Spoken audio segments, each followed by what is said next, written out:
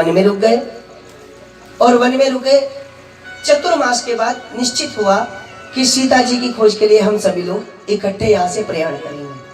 वर्षा ऋतु चली गई पर सुग्रीव अभी भी भोग विलास में लगा हुआ है।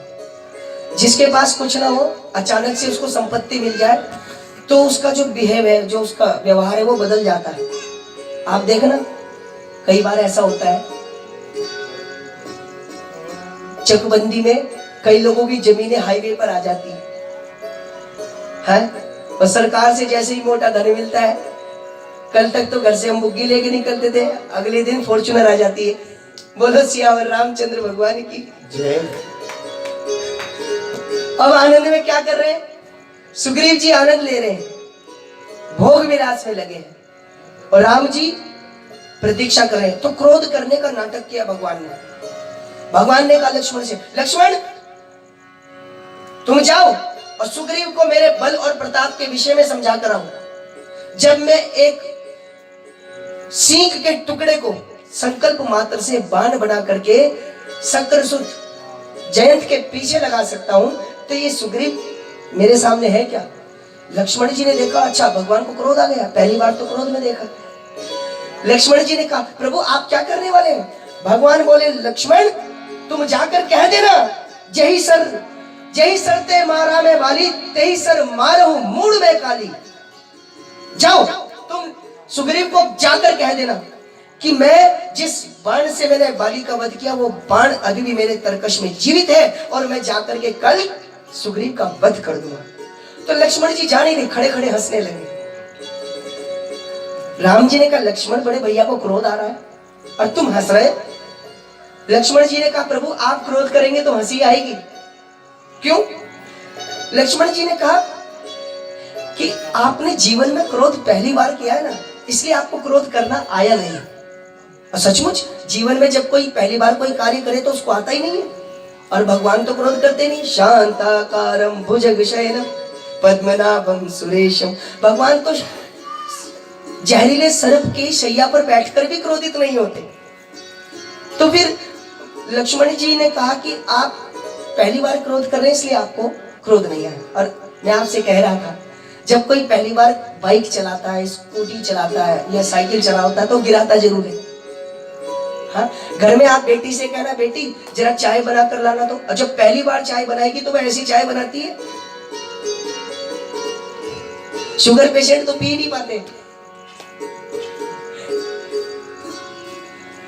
लक्ष्मण जी ने जब ये बात कही तो राम जी ने कहा, अच्छा क्रोध करने में भी कुछ तरीका होता है क्रोध करने का? लक्ष्मण जी ने कहा, क्रोध करने का तरीका, अगर आपको क्रोध करना ही था तो थोड़ी सी शिक्षा मुझसे ले लेते। क्रोध करने का जो डिपार्टमेंट है वो तो लक्ष्मण जी का, वो तो बात बात पे क्रोधित हो जाते। तो राम जी ने कहा, अच्छा क्रोध करने का तरीका क्या है और जो हमने गलती की हमारी गलती बताओ, हमारी गलती क्या है? लक्ष्मण जी ने कहा, अच्छा प्रभु मैं आपसे पूछता हूं, आप सुग्रीव को कब मारोगे? राम जी ने कहा, कल मार देंगे और निश्चित मार देंगे। लक्ष्मण जी ने कहा, कल? राम जी ने कहा, कल पक्का। अगर आज सुग्रीव नहीं आया तो कल सुग्रीव की मृत्यु निश्चित है। लक्ष्मण जी बोले, इसीलिए हम आपके ऊपर हंस रहे हैं। ऐसा क्रोध आपने कहीं देखा कि क्रोध आज आ रहा हो और उसका फल कल देंगे? ऐसा कहता है कोई? जिसे क्रोध आ रहा हो वो तो तुरंत दान महाकल्याण करता है। घर में पिताजी को अगर बच्चे परेशान करते हो तो पापा ये नहीं कहते, बेटा आज मैं ड्यूटी पे जा रहा हूं, वहां से आके खाना खा के सोऊंगा और कल सुबह उठकर तुम्हें आज के दंड की सजा दूंगा। करते? तुरंत दान मां कल्याण। लक्ष्मण जी की बात सुनी तो भगवान कहने लगे, अब हम क्या करें? मानो भगवान कहना चाहते हो कि किसी को क्रोध आ जाए ना तो उस क्रोध को कल पे टाल देना चाहिए, उससे होने वाला जो बड़ा नुकसान है, जो बड़ी हानि वो बच सकती है। बोलो सियावर रामचंद्र भगवान की जय। सुग्रीव जी के पास लक्ष्मण जी गए और भयंकर क्रोध किया। श्री हनुमान जी ने उनको समझाया। क्यों? हनुमान जी तो सचमुच राम दुआरे तुम रखवारे, वो राम जी के द्वारपाल हैं। कहने का मतलब यह है कि राम जी के भवन के अंदर जो समस्या है उससे निपटने के लिए भी बाहर बैठे हुए, और राम जी के भवन के बाहर जो समस्या उससे निपटने के लिए भी बाहर बैठे। अब राम जी का कार्य सिद्ध करना है, इसलिए उन्होंने पहले ही जाकर के लक्ष्मण जी को समझाया कि भैया ये मूर्ख है, ये पागल है, ये भोग विलास देख करके थोड़ा अपने मार्ग से भटक गया, लेकिन अब आप चिंता मत करो, हम भगवान के पास चलते हैं। हुआ क्या, लक्ष्मण जी सुग्रीव इत्यादि को लेकर के आज भगवान के पास आए और आकर के श्री सुग्रीव जी भगवान की वंदना करते हैं। अब नाथ करी करुणा बिलोगा केहू जो बर मांगो। अब नाथ करुणा बिलोगा केहू जो बर मांगो। जय जो जन्मो कर्म बसता राम पद अनुरागो। जय जोन बस जय जोन बस कर मन कागो। नाथ पद अनुरागो। श्री राम जय राम, श्री राम जय राम। भगवान श्री राम के पास जाकर के श्री सुग्रीव ने जब प्रार्थना की तो भगवान ने क्षमा की। अब योजना बनी श्री सीता जी को खोजने की, और सभी लोग भगवान श्री राम को प्रणाम करने चल रहे हैं। देखिए, सब लोग प्रणाम करने जा रहे हैं तो सबके पीछे पवन पुत्र श्री हनुमान जी हैं। पाछे पवन तने सिरुनावा। जाने काज प्रभु ने करते बोला। सभी वानरों ने भगवान को प्रणाम किया और चारों दिशाओं में एक एक गठबंधन नियुक्त किया गया कि सभी लोग जाएं। और दक्षिण दिशा की ओर जो गठबंधन जाने वाला है, सारे वानरों के पीछे पवन सुत भगवान को प्रणाम कर रहे हैं। किसी ने हनुमान जी से पूछा भी कि हनुमान जी आप ये बताएं, आप तो भगवान जी के सर्वप्रथम और सर्वश्रेष्ठ भक्त हैं, तो सब लोगों के पीछे सबसे आखिर में आपने प्रणाम किया। भगवान को तो प्रणाम करने आपने सबसे पहले जाना चाहिए। पर श्री हनुमान जी कहते हैं, देखो भैया, जो भगवान श्री राम की ओर मुड़ जाता है, जो भगवान श्री राम की ओर मुड़ जाता है, ये हनुमान उसके पीछे पड़ जाता है। मैंने तो ये कसम खाई है, जो एक बार अपने मुख से श्री राम नाम का उच्चारण कर ले तो उसको मुक्ति तक मैं पहुंचा कर रहूंगा। तो इसलिए क्यों, देखो हनुमान जी है पवन पुत्र, और वायुदाब आपने सुना होगा ना, वायुदाब होता है, सभी लोग पढ़ते हैं। वायुदाब के ऊपर हाइड्रोलिक मशीन बनती है आजकल, है नहीं? हनुमान जी बस इस वायुदाब का प्रयोग कर रहे हैं। वैसे तो ये फिजिक्स का सब्जेक्ट है, जो पीसीएम के स्टूडेंट बैठे होंगे वो जानते भी होंगे। सियावर रामचंद्र भगवान की। हाँ, तो ये हनुमान जी कहते हैं कि भैया, जो कोई राम जी की ओर बढ़े और वो पीछे मुड़ने की कोशिश करे तो हम अपने वायुदाब से उसको आगे धकेल देते हैं। पहले जाकर भगवान की शरणागति प्राप्त करो। श्री हनुमान जी भगवान को प्रणाम करते हो। श्री राम ने श्री हनुमान जी को मुद्रिका दी। परसासी से सरोरुह पानी, कर मुद्रिका दीन जन जानी। परसासी से सरोरुह जानी, परसासी से सरोरुह पानी। कर मुद्रिका दीन जन जानी, परसासी से सरोरुह पानी। परसासी से सरोरुह पानी। कर मुद्रिका दिए जन जानी, कर मुद्रिका दिए जन जानी। श्री राम ने हनुमान जी को मुद्रिका दी और श्री हनुमान जी, सुग्रीव, अंगद इत्यादि, जामवंत इत्यादि सभी लोग श्री सीता जी की खोज में गए। आगे जाकर के एक गुफा जिसके बाहर सभी लोग खड़े हैं। अब सभी वानर प्यासे खड़े हैं, पानी पीना चाहते हैं, पर उस गुफा में कोई जाने को तैयार नहीं, डर के मारे कहीं मृत्यु ना हो जाए। और भैया श्री हनुमान जी तो काल के भी काल है, महाकाल है। श्री हनुमान जी ने सबसे पहले उस गुफा में जाकर के स्वयं प्रभा का उद्धार किया, सभी वानरों को जल पिलाया और अब जाकर के एक शिला के सामने वो खड़े हो गए। उस शिला पर श्री जटायु जी के भाई संपाति जी बैठे। संपाति जी सभी वानरों को देख करके प्रसन्न हो गए। आज प्रभु कृपा से मेरे लिए बहुत सारा भोजन आया है और अब मेरी भूख शांत हो जाएगी, मैं कहीं जा नहीं सकता, उड़ नहीं सकता। तो सभी वानर डर के मारे पीछे खड़े हो गए। अंगद जी जानते थे कि संपाति जी जो है जटायु जी के भाई हैं, तो जटायु जी की प्रशंसा करनी शुरू की अंगद जी ने। अब जटायु जी का नाम सुना तो संपाति जी थोड़े भाव विभोर हुए और वो उनके समीप आकर के बोले, भैया तुम ये किस जटायु की बात कर रहे हैं?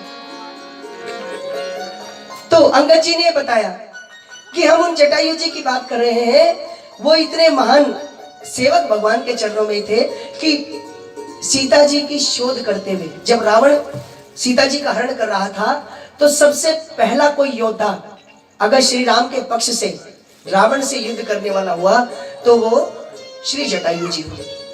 और उन जटायु जी के विषय में कथा गाते गाते अंगद जी भाव विभोर हो गए। अंगद जी से संपाति जी ने पूछा कि क्या क्या हुआ, आप हमें घटना का थोड़ा वर्णन बताएं। तो अंगद जी बता रहे हैं कि संपाति जी जब रावण युद्ध कर कर जा रहा था, सीता जी का हरण करके जा रहा था, तो सीता जी हा राम हे राम करती हुई पुकारती हुई जंगल से जा रही थी। जटायु जी ने आवाज सुनी तो जटायु जी युद्ध करने चल पड़े। किसी ने कहा कि जटायु जी बिना युद्ध के, बिना अस्त्र बिना शस्त्र के युद्ध करने चले गए। तो कल मैं आपसे जिक्र कर रहा था ना, शास्त्र ही हमारा शस्त्र बन जाता है। अच्छा ये बताएं, हम शास्त्र का मंत्रोच्चारण कहां से करते हैं? बताएं शास्त्र का मंत्रोच्चारण कहां से होता है? कहां से बोलते हैं? मुख से बोलते हैं। पक्षी कहां से आवाज निकालता है? चोंच से। वो शास्त्र है, उस शास्त्र को ही उन्होंने अपना शस्त्र बना लिया। किसी लेखक ने कहा, किसी प्रश्नकर्ता ने पूछा, कैसे सन्मुख हुए जटायु जबकि शत्रु सबल था? तो उत्तरकर्ता ने कहा, क्योंकि आत्मबल गिद्धराज के जीवन में प्रबल था, आत्मविश्वास की कोई कमी नहीं थी और उन्होंने श्री रावण से युद्ध किया। श्री जटायु जी ने जब रावण से युद्ध किया, चाहे एक क्षण ही सही, एक क्षण के लिए ही सही, लेकिन जटायु जी युद्ध में जीत गए। मूर्छा हुई थी ना। तुलसीदास जी ने लिखा है, दंड एक भई मूर्छाते ही, एक क्षण के लिए रावण मूर्छित हुआ। किसी ने कहा कि जटायु जी अगर चाहते, जिस समय रावण मूर्छित हुआ तो अपनी चोंच से उसकी 20 आंखों का ऑपरेशन कर सकते थे, और जब उसे कुछ दिखता ही नहीं तो वो सीता जी को लेकर कैसे जाता? पर जटायु जी ने कहा, नहीं, मैं पक्षी हूं भारतवर्ष का, हमारे देश में नीति और धर्म की व्याख्या की गई है, इसका सम्मान है, इसलिए मैंने रावण के साथ युद्ध नहीं किया।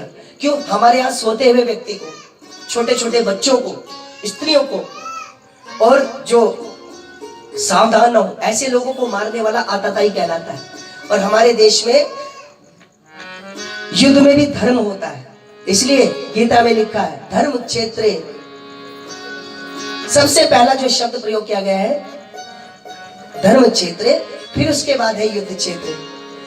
पहले तो धर्म क्षेत्र है, जहां पर इतना बड़ा महाभारत का युद्ध हुआ कुरुक्षेत्र में, वो भी धर्म क्षेत्र कहलाए।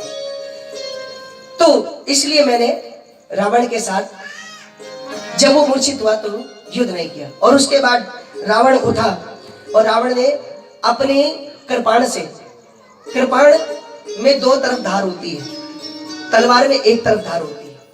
इसका नाम ही है कृपा न, जिसके अंदर कृपा की कोई गुंजाइश न हो वही कृपाण है। और इनसे जटायु जी के पंख काट दिए। आज जटायु जी लेटे हुए भगवान का नाम चिंतन कर रहे हैं। देखिए भक्त जो है प्रतिकूल परिस्थिति को भी भगवान के अनुकूल परिस्थिति बना देता है। मैं आपसे कह रहा था ना, किसी ने काकभुशुंडी जी से कहा, काकभुशुंडी जी आपको इंसान से कौवा बना दिया, आपको बुरा नहीं लग रहा? काकभुशुंडी जी ने कहा अच्छा किया मैं कौवा बना। क्यों?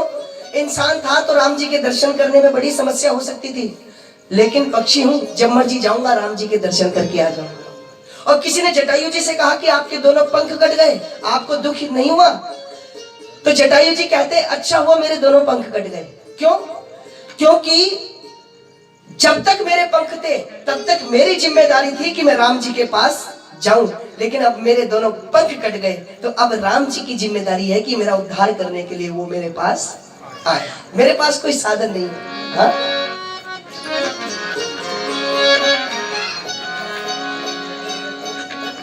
श्री राम आए हैं जटायु जी के पास और जटायु जी को अपनी गोद में लिटा करके जटायु जी से श्री राम ने कहा भी, जटायु जी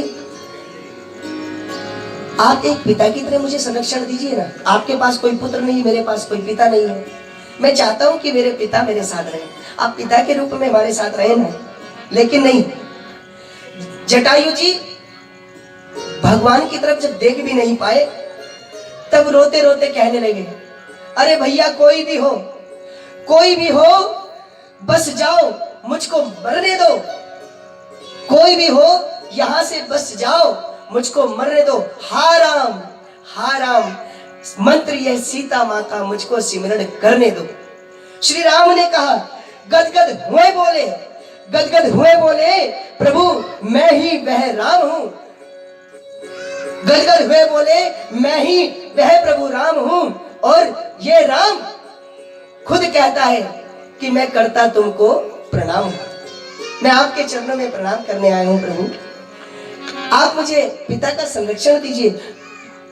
जटायु जी ने बोला, नहीं प्रभु, मैं अंत समय जब कंठ प्राण आए कोई रोग ना सताए, यम दर्शन दिखाए जब प्राण तन से निकले।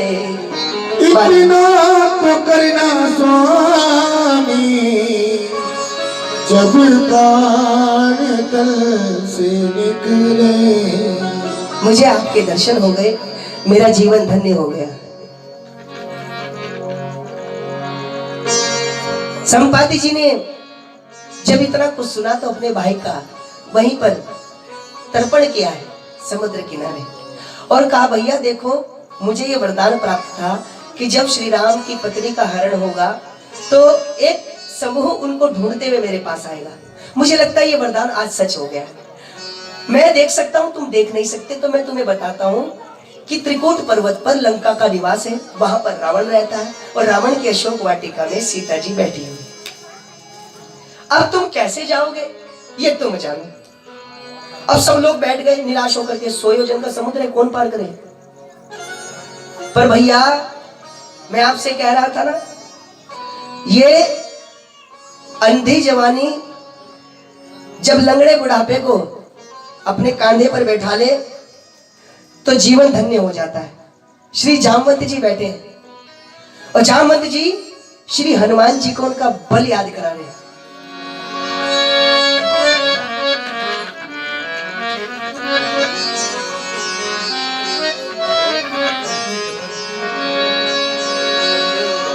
श्री हनुमान जी एक शिला पर जाकर चुपचाप बैठ गए और जामवंत जी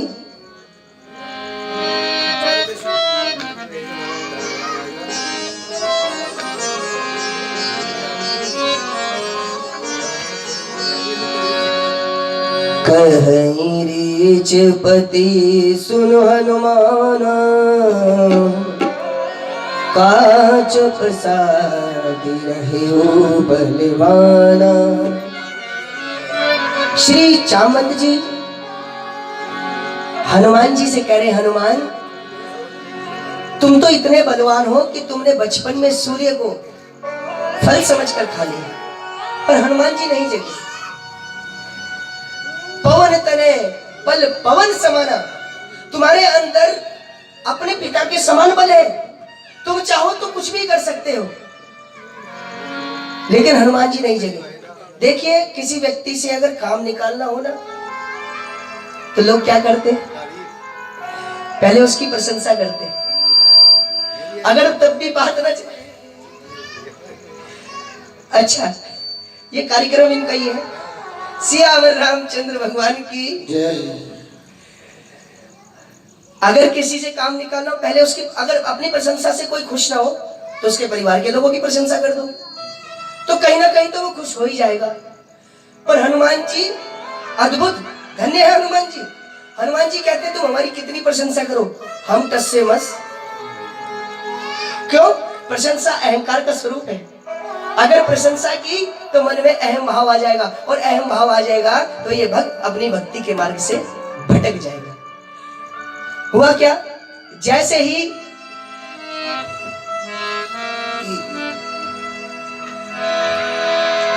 श्री जामवंत जी ने जैसे ही कहा, राम काज लगी तब अवतारा, सुनते भयो पर्वता करा।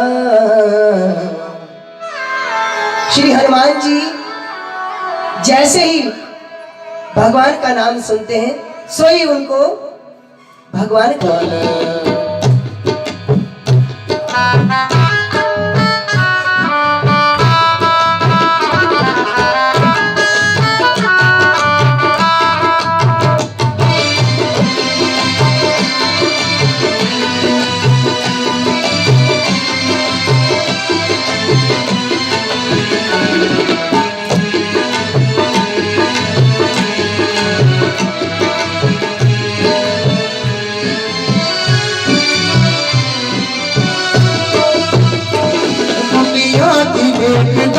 तुम्हारी उड़ान को, दुनिया की देख तुम्हारी उड़ान को, तुमने हिला के रख दिया था आसमान को, तुमने हिला के रख दिया था आसमान को।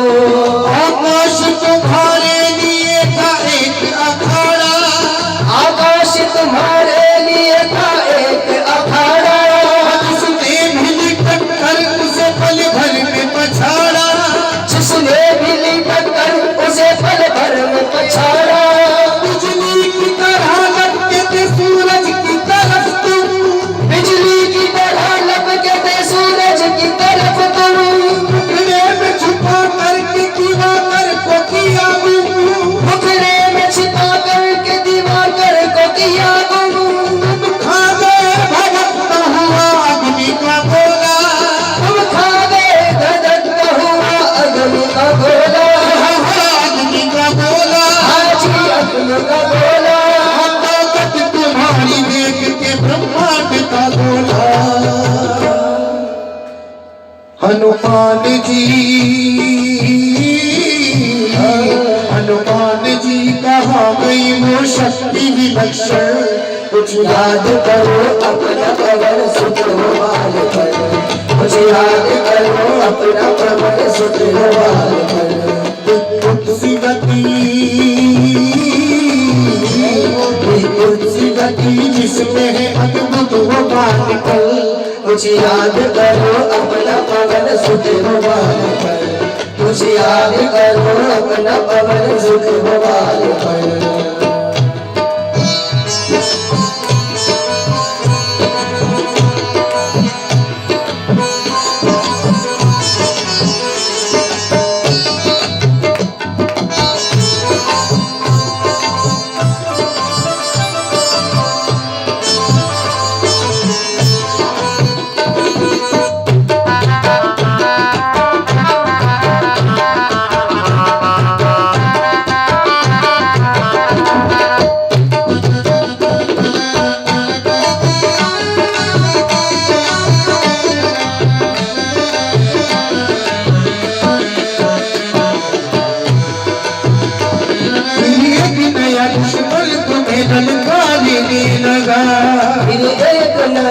दुश्मन तुम्हें लगाने लगा।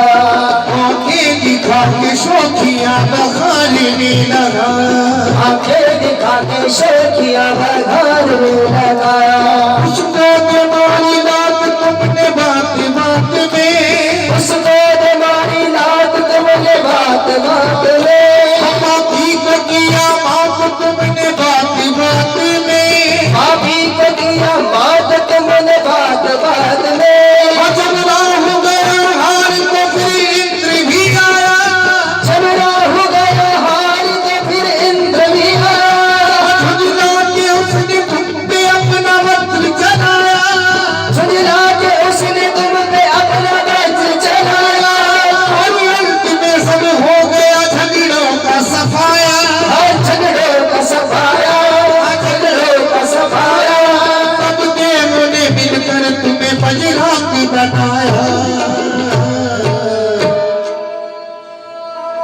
है आज कसौटी, है आज कसौटी तुम्हारी केसरी नंदन। कुछ याद करो अपना पवन सुत गोपाल करो। कुछ याद करो अपना पवन सुत गोपाल करो। कुछ याद करो अपना पवन सुत गोपाल करो। आज तुम शक्ति पुंज हो किसी से डर नहीं सकते। तुम शक्ति पुंज हो किसी से डर नहीं सकते। ऐसा न कोई काम जो तुम कर नहीं सकते।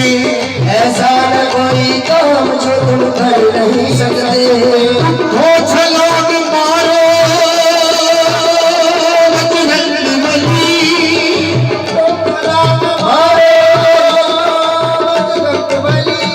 आकाश को ललकारो बजरंग बली। आकाश को ललकारो बजरंग बली। भीषण स्वरूप धारो बजरंग बली। बजरंग बली। बजरंग बली। बजरंग बली। चलो बजरंग बली। चलो बजरंग बली। जागो बजरंग बली। चलो बजरंग बली। जागो बजरंग बली।